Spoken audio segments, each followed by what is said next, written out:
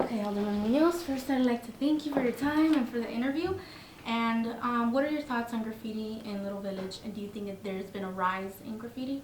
Mira, it's a constant struggle to try and remove this graffiti day in, day out, because these knuckleheads go out and put up their gang slogans and their names and try to mark their territory. But we're constantly going out with neighbors and with the city's graffiti blaster program to remove the graffiti and trying to remove it as soon as possible, because nobody likes to see that kind of stuff on their walls. What is the biggest complaint you hear about in the community? Right now that it's taking too long. Right now, the city's taking about a week and a half to 2 weeks to remove graffiti, and it's just not fair. I mean, a homeowner who lives on a corner probably gets hit on a Monday or Tuesday, and then it takes about a week and a half to get it down. That's the biggest complaint, is the length of time it takes to take it down. What we're trying to promote is what I call permission walls, which is for a homeowner that lives on a corner that usually gets hit, that they give us permission so we can put up some sort of art to try and prevent the graffiti from going up in the first place. So what is, in general, your battle plan to fight this off so that it just won't happen anymore? Try and catch the knuckleheads that are doing it so that we can punish them and make sure that they don't do it again. Remove it as quickly as possible, and then put up murals so that they know that the graffiti is not welcome. So now that you mentioned that they will be punished, what will happen if they find a graffiti writer? What are the consequences for them? Well, they get a ticket, they have to go to court, and they get a fine. And depending if it's their first, second, or third offense, the fine can start as little as $250 to as much as $1,500, depending on how much damage they've done. To your understanding, how much do you think it costs taxpayers for graffiti? Millions of dollars.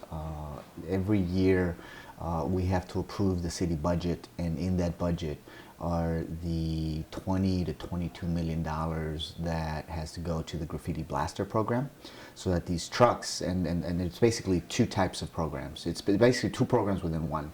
One is the graffiti removal, where if it's a plain brick, the city can remove the graffiti with the soda blaster, with this kind of sand blaster with baking soda and water mixture.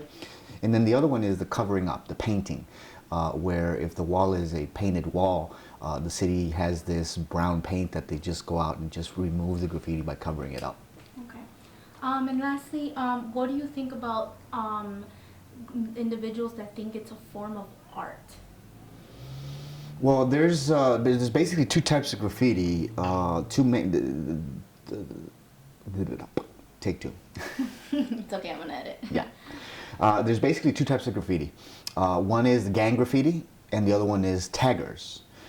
Taggers are the ones we're trying to recruit to do murals, to do positive paintings, positive aspects. If you go to the corner of 27th and Ridgeway, you'll see on the building a lot of positive messages and beautiful artwork, and that's what we're trying to recruit the taggers to do with these permission walls, where they get permission from the owner to put up a rainbow or Cruz Azul or La America or the Chicago Cubs or Chicago Sox logos to try and mitigate, to try and remove the attention of the wall to the gangbangers, because the gangbangers are the ones that are just out marking their territory and just ruining the neighborhood.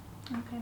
And just lastly, I forgot to ask you, let me just state to the camera your name and your Mm-hmm. Ricardo Munoz, Alderman of the 22nd Ward. That's Ricardo Munoz with the squiggly line over the end. And I'm the Alderman here of the 22nd Ward. Thank you very much. Yeah, thank you.